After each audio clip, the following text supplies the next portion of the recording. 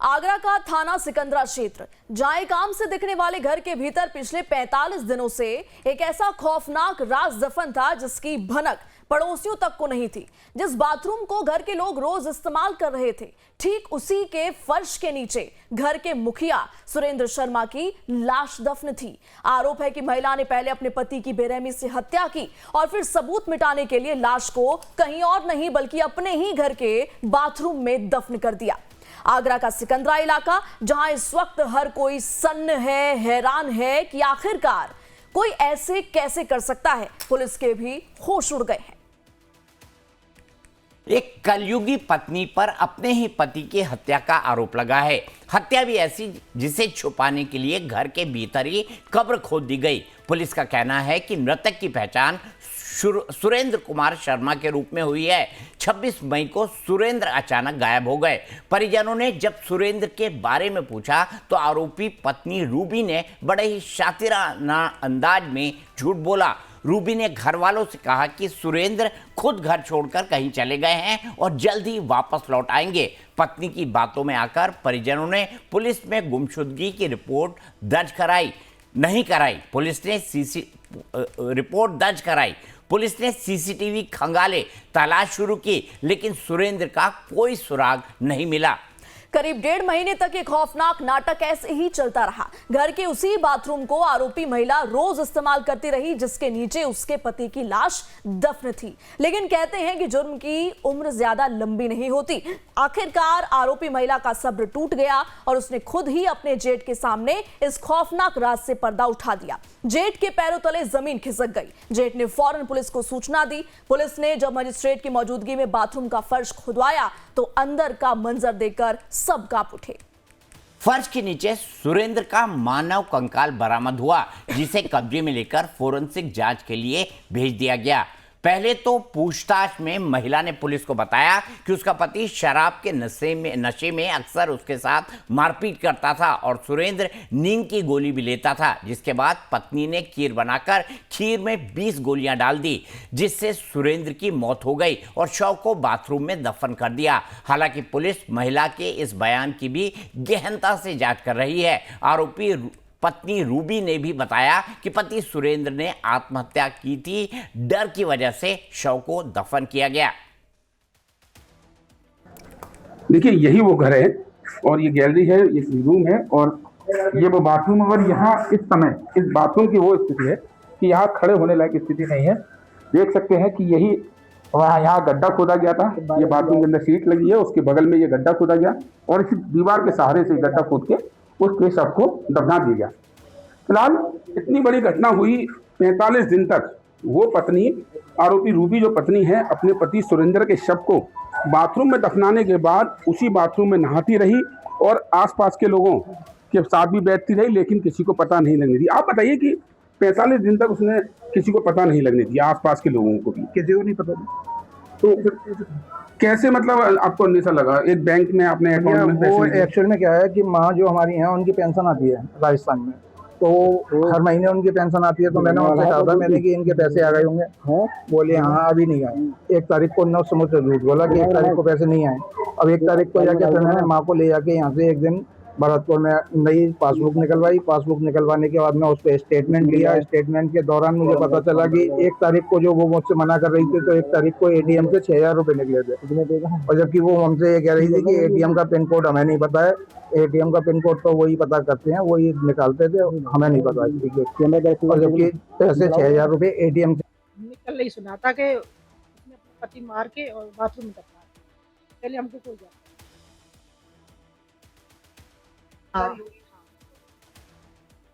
बताती थी कि गायब हो गई है, पति गायब हो गया। मैं ढूंढ के भी आई हूँ, मिला नहीं है। तो विश्वास ही नहीं था किसी को। पुलिस का कहना है कि फिलहाल हत्या, आत्महत्या और साक्ष्य छिपाने समेत सभी संभावित पहलुओं को ध्यान में रखकर जांच की जा रही है। कंकाल के पोस्टमार्टम, फोरेंसिक रिपोर्ट और अन्य वैज्ञानिक साक्ष्यों के आधार पर आगे की कार्रवाई की जाएगी। फिलहाल महिला से पूछताछ जारी है और पुलिस पूरे घटनाक्रम की कड़ियों को जोड़ने में जुटी हुई है। सिकंदरा पे एक सुरेंद्र शर्मा नामक व्यक्ति की गुमशुदगी दर्ज की गई। इस गुमशुदगी के क्रम में पुलिस द्वारा जांच की गई तो यह पाया गया कि मृतक की पत्नी द्वारा ही मृतक को मार के अपने बाथरूम में गाड़ दिया गया है एवं फर्श बनवा दी गई है। पुलिस द्वारा विधिक कार्रवाई करते हुए बाथरूम की फर्श तोड़ी गई एवं शव को बरामद किया गया। शव को पंचायतनामा करके पोस्टमार्टम हेतु मॉर्चरी भेज दिया गया है और अभियुक्ता को, जो कि मृतक की पत्नी है, उनको हिरासत में लेकर पूछताछ की जा रही है। अन्य विधिक कार्रवाई अमल में लाई जाएगी। फिलहाल पुलिस ने आरोपी पत्नी रूबी को हिरासत में ले लिया है और उससे सख्ती से पूछताछ की जा रही है। पुलिस का कहना है कि मौत की असली वजह और कत्ल के तरीके का साफ खुलासा पोस्टमार्टम और फोरेंसिक रिपोर्ट आने के बाद ही हो पाएगा। रिश्तों के कत्ल की इस खौफनाक दास्तान ने एक बार फिर समाज को झकझोर कर रख दिया है। कोई अपने ही जीवन साथी के साथ ऐसा कैसे कर सकता है, ये सोचकर भी रूह कांप जाती है।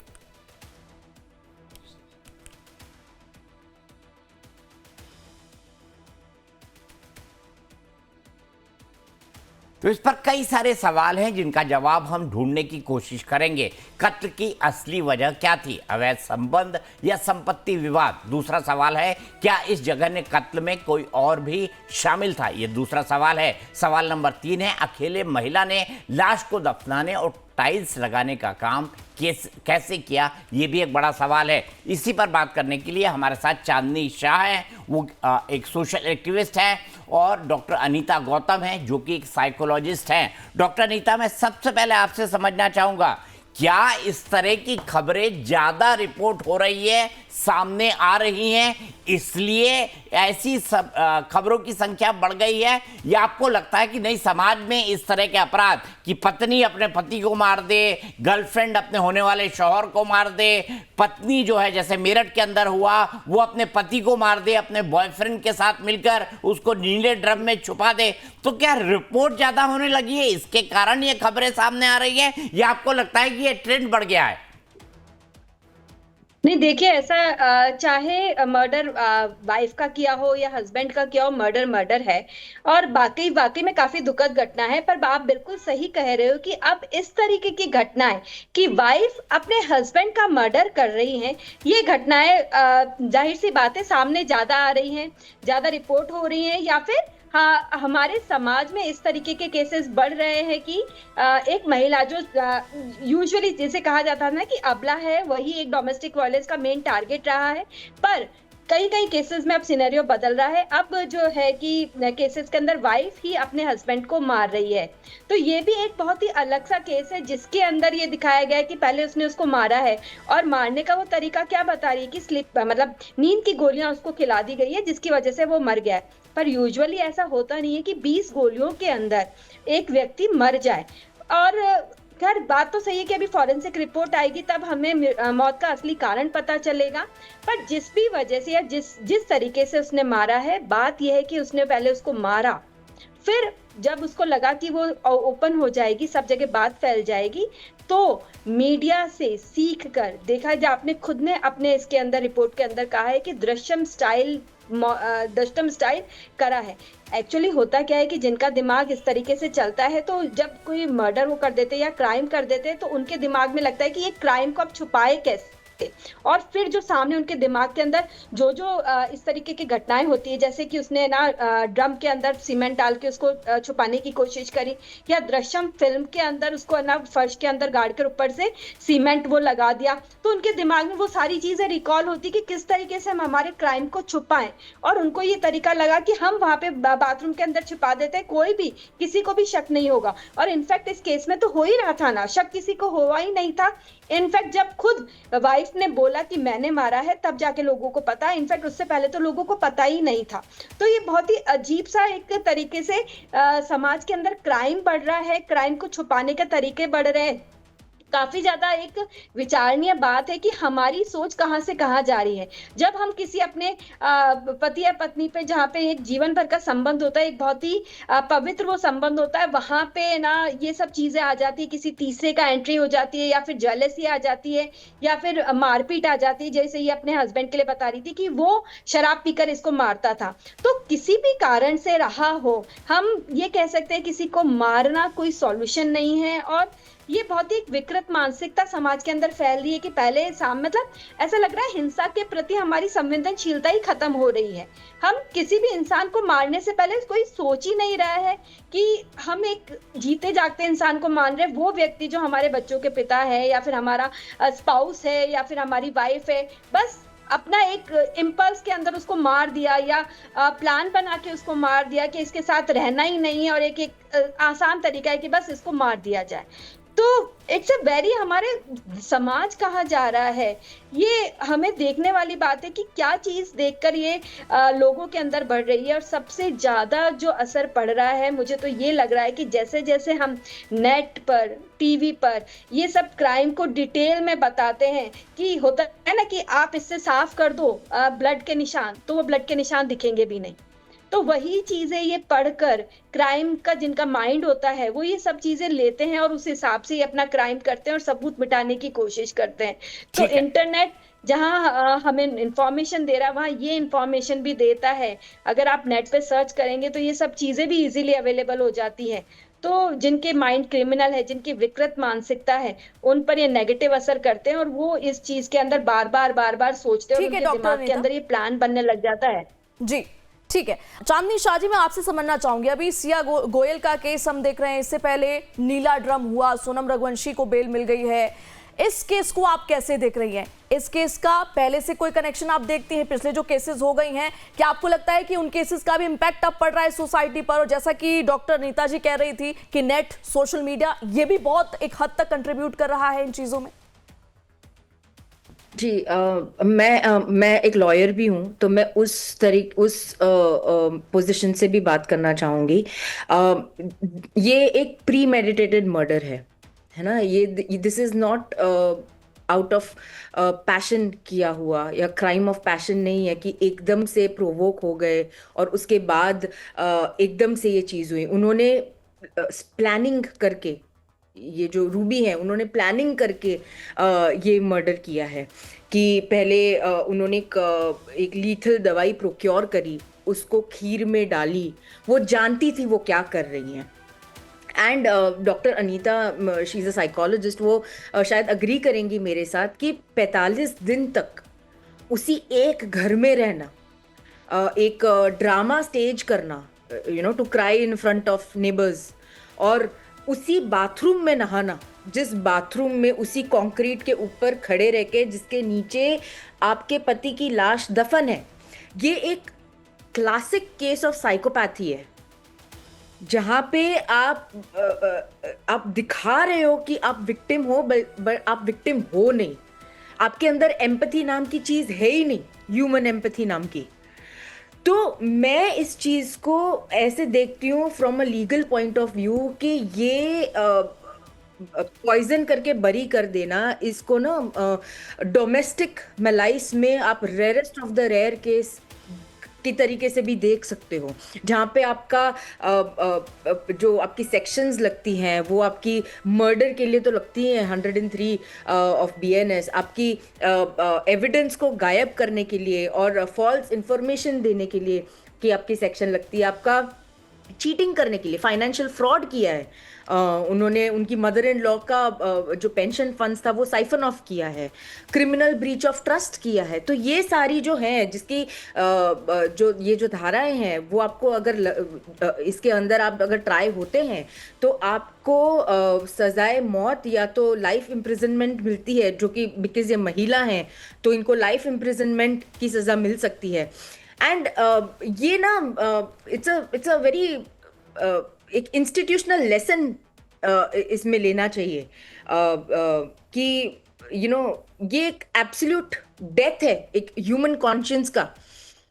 तो मुझे लगता है कि आजकल और ये जैसे मैम ने कहा कि सोशल मीडिया, मूवीज़, ये सब एक इम्पैक्ट करता है, बिल्कुल करता है। मैं कहती हूँ आप जितना एक्सपोज होते हो इन सारी चीज़ों से, हर चीज़ का प्रोज एंड कॉन्स होता है। जिसका ऑलरेडी एक क्रिमिनल माइंड चल रहा है वो हमेशा ये देखने की कोशिश करेगा या ये समझने की कोशिश करेगा कि अच्छा इस चीज़ में आप क्राइम पेट्रोल जैसे लोग देखते हैं, तो हम जैसे अगर मैं देखती हूँ तो मैं ऐसे देखती हूँ कि किस तरीके के क्राइम्स हो रहे हैं, किस तरीके से पुलिस सॉल्व कर रही है, किस तरीके से लॉ काम कर रहा है। अगर कोई क्रिमिनल देख रहा है तो वो उस तरीके से देखेगा कि इसने ये गलती करी, मैं ये गलती ना करूं।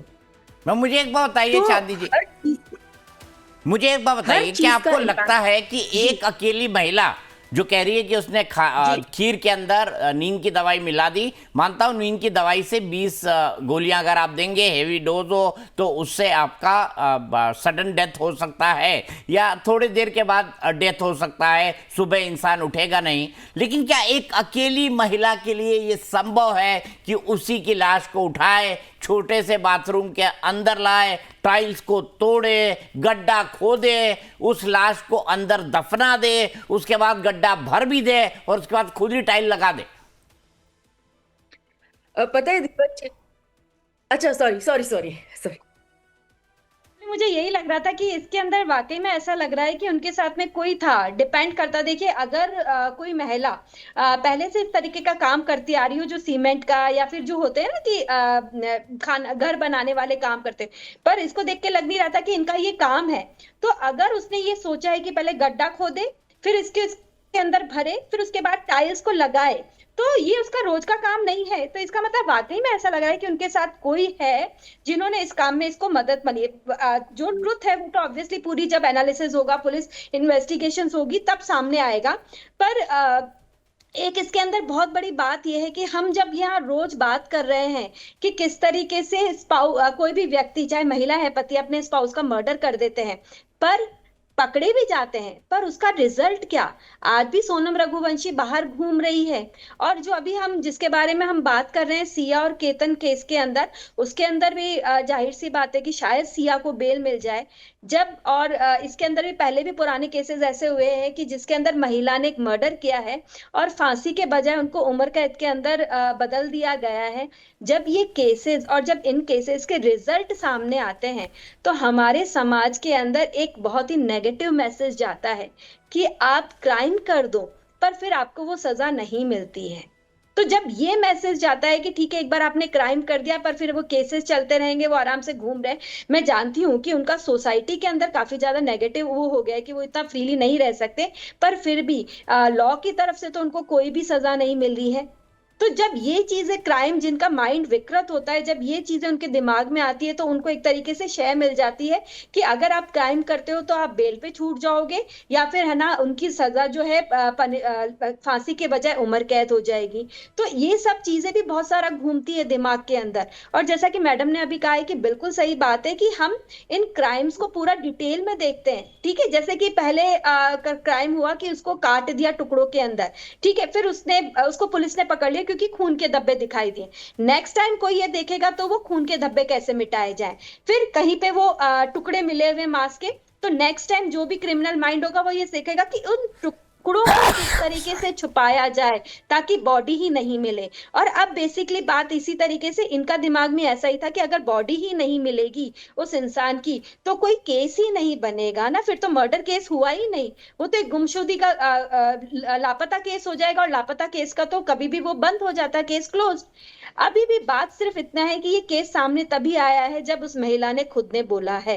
तो यही चीजें हमारे जब समाज में घूमती है कि अगर हम पकड़े भी जाएंगे तो छूट जाएंगे, अगर हम नेट पे देखकर हम किस तरीके से पकड़े ना जाए, हम वो सबूत किस तरीके से मिटाए। और ये सब चीजें जब इतना ज्यादा इंफॉर्मेशन ओवरलोडेड हो रही है तो क्रिमिनल माइंड बढ़ रहा है। और सबसे बड़ी बात है, हम उस क्राइम पे जा ही क्यों रहे हैं, ये एक समाज में सबसे बड़ी बात है। आजकल जो एक मैरिज, जो हमारे जो एक पवित्र रिश्ता है, वो जो ट्रस्ट के ऊपर है, वो ट्रस्ट खत्म हो रहा है। ये स्टडीज भी कह रही हैं और ये भी है कि जो तीसरे की एंट्री, हस्बैंड वाइफ के अंदर तीसरे की एंट्री एक बहुत बड़ा कारण है इन रिलेशनशिप्स को खत्म होने पे, या इन सब के अंदर जितने भी मर्डर्स हुए हैं उनके अंदर एक बड़ा कॉमन कारण यही है कि हस्बैंड वाइफ के बीच के अंदर तीसरे की एंट्री है। और वो तीसरे की एंट्री इतना ज्यादा ऑब्सेसिव हो जाती है, वो उसके दिमाग पर इतना ज्यादा असर करती है कि उसको एक सही गलत का असर है, अंतर है, वो खत्म हो जाता है। उसको सिर्फ उसका यही चीज समझ में आती है, चाहे हस्बैंड या वाइफ, कि मुझे अपने लवर के साथ ही रहना है। प्रेजेंट के अंदर मेरी फैमिली, मेरे बच्चे, ये सब कोई मैटर नहीं कर रहे हैं, सिर्फ जो मेरा लवर है वही मैटर कर रहा है और उसी के साथ रहना है। और ये जो थॉट प्रोसेस है, ये इतना ज्यादा हावी हो जाता है व्यक्ति के ऊपर कि उसको बाकी सारी चीजें नेगेटिव सेकेंडरी लगती है और उसके लिए वो मर्डर तक कर सकता है। ठीक है आपने।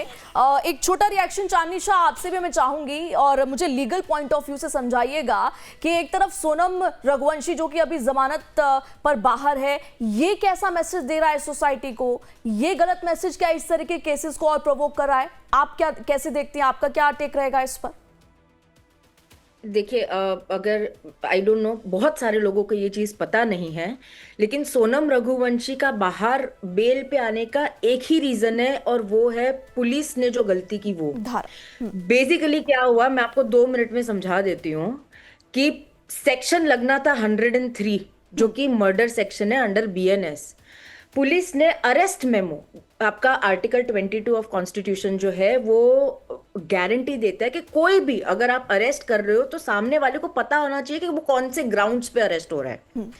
तो पुलिस ने अक्रॉस 5 डॉक्यूमेंट्स सेक्शन 403 लगाया 103 के बदले, और वो सेक्शन BNS में एग्जिस्ट ही नहीं करता।